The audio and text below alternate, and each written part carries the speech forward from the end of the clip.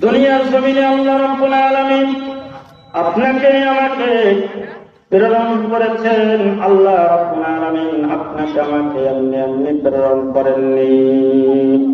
একটা উদ্দেশ্য আছে। দুনিয়াতে কোনো মানুষ কোনো কাজ কোনো উদ্দেশ্য ছাড়া কেউ করে না।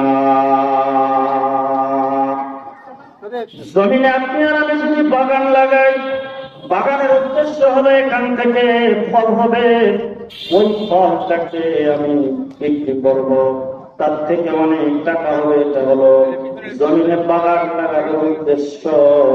জমিনে যদি ধান লাগানো হয় এর উদ্দেশ্য ধান ভালো হবে, এই ধানকে আমি ঘরে নিয়ে আসবো, এরপরে ধান ঘরে নিয়ে আসার পরে বিক্রি করে এর থেকে টাকা পাবো, এটা হলো ধানের উদ্দেশ্য।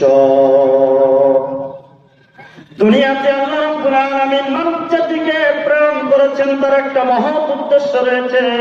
সূরাতুল যারিয়াতের ৫৬ নম্বর আয়াতে আল্লাহ রাব্বুল আলামিন বলেন, ওয়ামা খালাকতুল জিন্না ওয়াল ইনসা ইল্লা লিয়াবুদুন।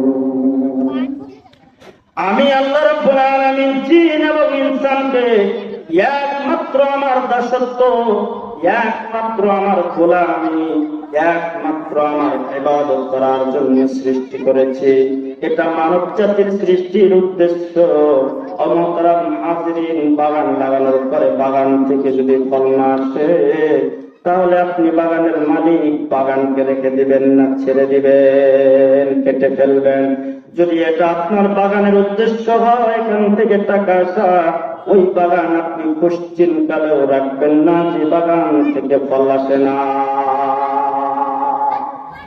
দুনিয়াতে আল্লাহ রাব্বুল আলামিন আপনাকে আমাকে প্রেরণ করেছেন।